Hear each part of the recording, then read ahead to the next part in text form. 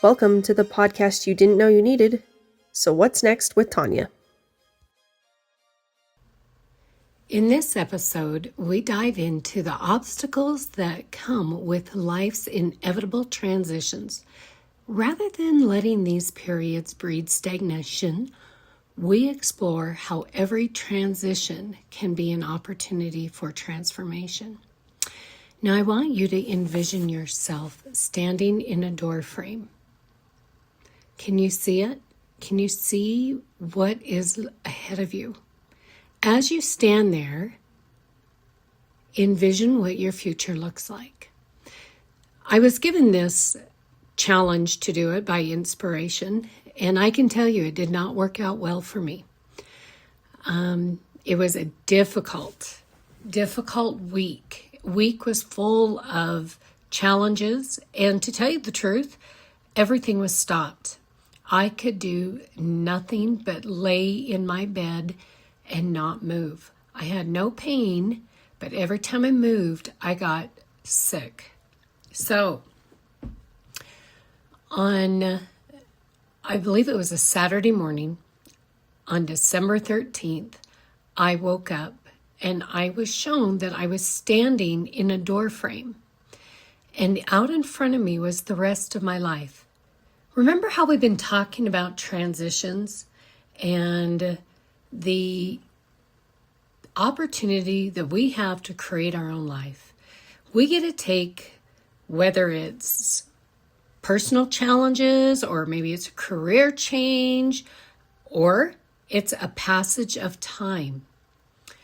This is what it was for me. It's all of the above. So here I was standing in the door frame and I had a blank slate in front of me. No matter what, I couldn't even imagine what to place there. So I had to think about that. Now I'm going to ask you to do the same thing. You're standing in a door frame. What do you see? What do you want your life to be like? What do you want your career to look like? What do you want your finances to look like? What would you like your relationships to look like? What would you like your physical body to look like? What would you like your spirituality to be? Where do you want to see you at this next point of your life? I had to think about that a long time, and I hope that you get to too. Because you know what? Everything that you want is at your fingertips. But we have to figure out, what do we need to do, or what are some of the habits we need to let go? Where is your transition point? Where is your pivot point? So as the days went on, I could say it linked into weeks. I thought and I meditated on all these things. And as I was thinking about it, some thoughts came to my mind. And it was, of course, journaling and studying more of, how to break through the mind, or maybe allowing ourselves to go forward. All of those things came to my mind. Then I went to my journals. I went to, let me back it up. So every year, when the year ends, I write down a recap of the whole year.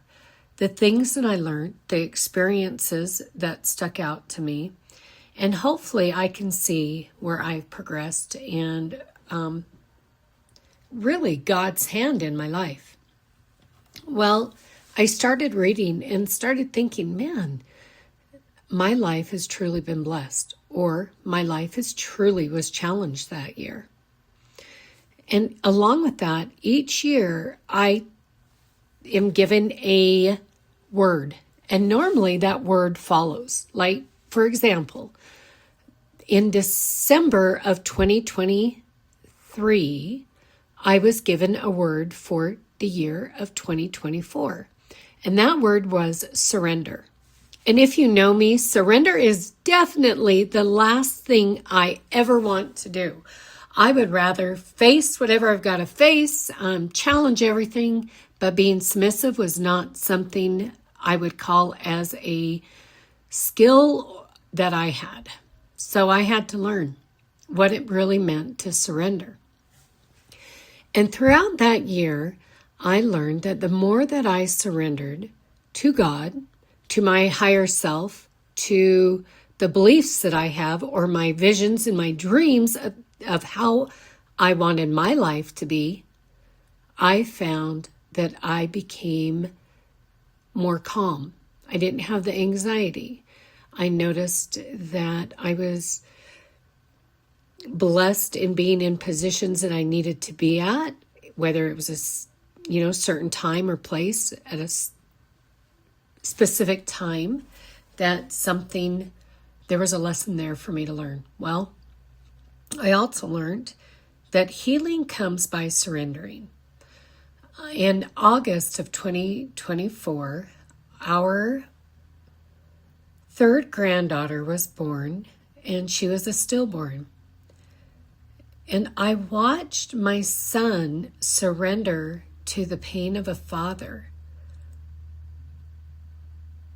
And I watched him become so strong for his wife. Those are a few things that I will never forget. I watched how his dear wife truly was filled by the spirit of peace and by the Spirit of God as she surrendered to the sorrow and grief of losing a baby. I watched all of my children surround these two in so much love. Nobody became angry. Everybody had more love, more time, and more patience with one another. It was honestly beautiful. Well, in meditation one morning, I was told that there would be more to follow. And I thought, more what? And so I became more worried about other grandchildren or my children, but I knew that something more was coming. Well, on September of 2024, I was hit with quite a blow, and it knocked me backwards. Now, this blow allowed my mind and emotions of my past to totally engulf me, and I broke. I had never, ever heard myself scream before, and at this time, I drove up to, we live in a beautiful area, and I drove up to the Palisades, and I decided at that point I needed to pull over as I was crying. And I remember speaking to my husband on the phone, and I just screamed for the first time in my life. I screamed a scream that I have never allowed out. Pent emotions that were stuck in me for all these years left. And I was amazed. I was amazed at the relief that I felt. And then I had a desire to run away. I told my husband I needed time away, and he agreed. And it was actually my oldest daughter that called me. Or I called her. I think she called me at that time. And we were visiting, and she goes, "Mom, are you going to be okay?" And I said, "No, I'm not okay." And she goes, "What's your plan?" I said, "I don't know." And she told me to go to my friend's place over in Jackson Hole and stay there. And I did exactly that. I went to my friend's. I told her my heartbreak. She listened. She cried with me. And she allowed me space to heal. I didn't realize at that time, or before, to be honest with you, I never really allowed myself to be present to feel. And when I was there in Jackson, she's got a beautiful backyard, and I went out and I sat on the deck, and I remember being out on that deck for quite some time. She brought me a blanket, and she would bring me tea. When my kids would call, or my husband, I would talk to them, but I noticed something. As I surrendered, I also surrendered to the truth. And I could speak truth of how I felt and why I was feeling what I was feeling. It was not easy at all, but I allowed myself to hear them, not just to listen. I love what Jordan Peterson says. He said, to think you have to listen. And this time I stopped thinking and I just listened to what they were saying. And honestly, that was a gift because it allowed me space and time to hear them, to hear their concerns, to hear their emotions, to hear them. Well, I went into more of a trance. I just sat there. I sat there, and in my mind, I was reliving my childhood. I was reliving every part of me, and I was so confused and so angry. And I believe it was Saturday morning, maybe midday, mid-afternoon. I don't know. At that time, I had lost all sense of time. I took my blanket and I saw that there was a spot where the sun was just coming in on the back lawn and under a tree. And I thought, I'm going to go walk over there and I'm going to go lay down. And I heard the Spirit say, come and rest in my rays. And so I walked over there and I laid down on that grass underneath the tree with the rays shining down on me. And as I closed my eyes, I could feel the Savior's love. I felt all the worries of all my past, and I was shown that we all have goodness of God in us, every one of us. And I learned at that time, as I surrendered all my emotions and thoughts to God, that my soul was lightened and that the healing began, and it came rapidly. So I learned that through surrender, fully surrendering to God, that doesn't mean we become weak. We actually become stronger. We are healed. So I'm going to bring you back to this door frame. You're standing in this door frame. What is your next step? If we look at people become stagnant or stuck. And why do they become stagnant and stuck? Out of fear? Out of frustration? Out of emotions. One of the emotions that used to entrap me was not being enough. We're all enough, but we can't be for ourselves if we don't know who we are. So we choose to be stuck rather than pushing through to figure out who we are. Well, I was directed to write. I was told, write down what you want your future to look like. And to be honest, I couldn't. I couldn't for quite some time. I would get glimpses of what I would like, what I wanted to do in this next chapter of my life, or I would call it next timeline of our life. If you figure it out, we live timelines. We have infancy, and then our childhood, then we're into young adults, our teenage years, and then we're in that building of skills, I would say, between 20 and probably 40, honestly, building those skills that make us more valuable to the world, but truly we can entrap ourselves or build ourselves. And often we do both. And in my 50s, now I'm seeing life a little bit different. Every one of those growth periods were the time that we were able to develop a new skill. And that skill is bringing us to who we want to be. So when you stand in that door frame, you have to make a decision. That is the first step. So I'm going to encourage each one of you to join me. Join me in writing down your recap of your year. And then I want you to stand in the door frame after you do that, Visualize it or physically do it. But stand there and look out. What do you see? Go ahead and break these down into your 5 categories. And I mentioned them earlier. The 5 categories are relationships. Where do you want to be with your relationships? Now, your relationships can be co-workers, your family, or your spouse. Then take a look at your spiritual. And you can do this in whatever order inspires you.